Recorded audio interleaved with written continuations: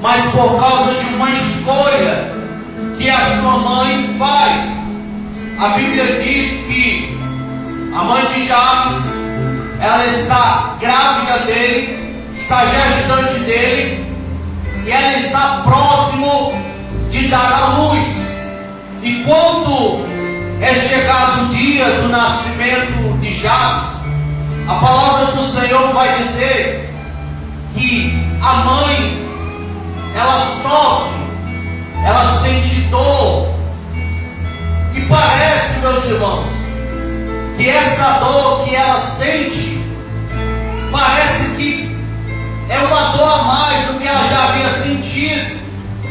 Só que a Bíblia diz, irmãos, lá em Mateus, capítulo 25, que quando uma mulher está próxima de dar à luz, ela sente dores de parto. Mas quando nasce-se a criança, que as dores vão embora, a mãe se alegra, porque ela esperou um período da gestação para ter em seus braços o seu tão amado filho. Quem aqui já gerou uma criança, seja no parto normal, seja no parto cesáreo, sabe que realmente as contrações doem, sabe que realmente traz aflição na mulher. Mas quando a criança nasce, vem alegria ou não vem? Com certeza. Você pega aquele seu algo mais precioso, que você tanto pediu a Deus, que você tanto batalhou, que você foi em inúmeras consultas. Mas com Jabes foi diferente. Quando Jabes nasce, que sai-se a dor de parto, e ele vem ao mundo, a sua mãe o pega nos braços, e a sua mãe faz algo que eu acredito que uma mãe não deve fazer. Pastor, o que ela faz? Ela amaldiçoa Jabes. Ela olha para Jabes e diz: o teu nome será Jabes, um nome hebraico que tem por significado Yabes, que significa: o teu nome será, ele causa tristeza, ele é doloroso. Então, quando a mãe de Jabes o coloca em seus braços, ao invés dela fazer como fez Rebeca, aonde a Bíblia Sagrada diz, meus irmãos, que quando Rebeca estava grávida, ela vai pegar o seu filho e vai louvar o nome do Senhor pelos seus filhos, por aquilo que o Senhor fez sobre a vida dela. Mas não, a palavra do Senhor diz que a mãe de Jabes o amaldiçoa. Ela não faz, meus irmãos, ela poderia ter feito como Sara. Quando Sara vai dar a luz já na sua velhice, ela pega o seu filho nos braços e diz: o seu nome será Isaac, que tem por significado alegria, tem por significado sorriso.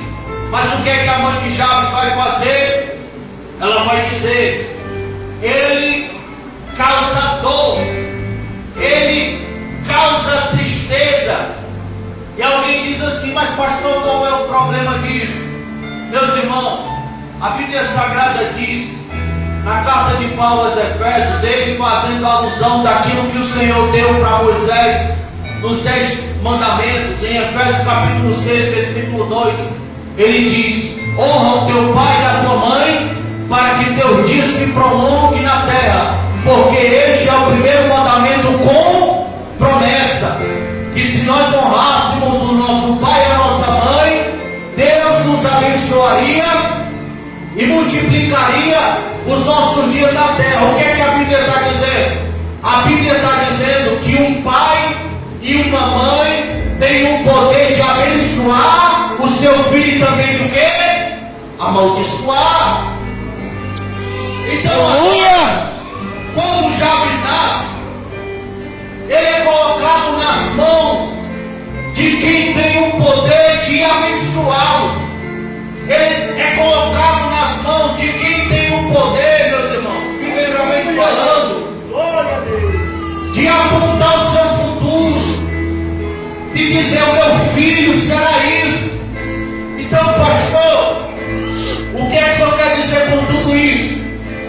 É que Jabes, ele tinha outros irmãos, mas o texto não diz que nenhum dos irmãos de Jabes recebeu a maldição que ele recebeu. Ele foi o único, ou seja, Jabes, ele nasce em uma família onde ele é tido como alguém ruim, onde ele é tido como um maldito. Alguém pode dizer assim: não, pastor, mas não funcionava dessa maneira. Funcionava assim, meus irmãos. Naquele tempo, você representava aquilo que o teu nome significava. Se o teu nome significava bênção, para as pessoas não seria bênção. Mas se o teu nome significava treva, significava dificuldade para as pessoas, você seria dificuldade. Então, o que eu acho interessante é que hoje existem algumas formas de você trocar o seu nome. O seu pai lhe deu um nome, você não gostou, você vai no cartório e troca o seu nome. Mas naquele tempo não. Naquele tempo, Jabes era a identidade dele. Ele, para as pessoas, para a sua família, para a sua casa, seria tido como alguém que causava tristeza, seria tido como alguém que causava dor. Então, o que me chama a atenção é que nós não temos na Bíblia Sagrada, aleluia, como foi que Jabes viveu.